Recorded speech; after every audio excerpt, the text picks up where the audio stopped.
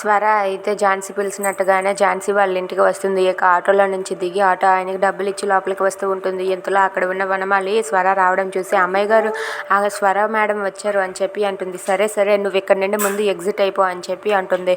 సరే మేడం అని చెప్పి ఇదిగోండి మేడం గ్లిజరిన్ తీసుకోండి అని చెప్పి గ్లిజరిన్ ఇస్తుంది. ఇక ఆ గ్లిజరిన్ తీసుకొని ఝాన్సీ అయితే తన కళ్ళల్లో వేసుకుంటుంది. ఇక స్వర అయితే ఝాన్సీ ఏం మాట్లాడుతుందో అని చెప్పి ఝాన్సీ దగ్గరికి లోపలికి వస్తుంది. లోపలికి వచ్చి ఝాన్సీని చూసి ఒక్కసారిగా షాక్ అవుతుంది. ఇక ఝాన్సీ అయితే ఏడుస్తూ ఉంటుంది. రా స్వర కూర్చో, ఏం తీసుకుంటావు, కాఫీయా టీయా అని చెప్పి అడుగుతుంది. నాకు అవేమీ అవసరం లేదు, నువ్వెందుకు పిలిచావు, ఏం మాట్లాడాలనుకుంటున్నావు, ఒకసారి చెప్పు నాకు, నేను ఇక్కడ నుండి వెళ్ళిపోతాను అర్జెంటుగా అని చెప్పి స్వర అంటుంది. దాంతో ఝాన్సీ అయితే ఇలా అంటూ ఉంటుంది. సరే స్వర రా లోపలికి వెళ్ళి మాట్లాడదామని చెప్పి లోపలికి తీసుకుని వెళ్ళి తనతో మాట్లాడుతూ ఉంటుంది.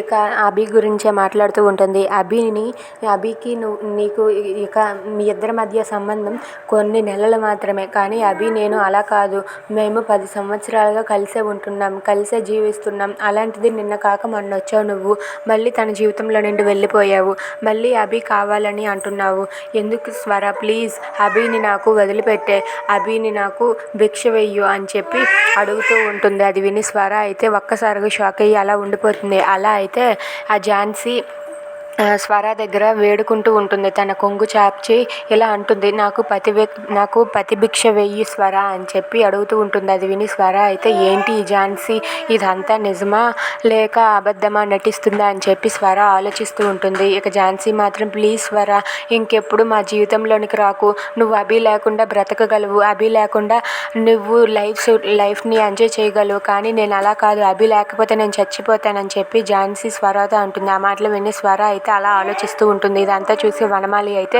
అమ్మాయి గారు బాగానే నటిస్తున్నారని చెప్పి అనుకుంటూ ఉంటుంది. If you like this video please subscribe.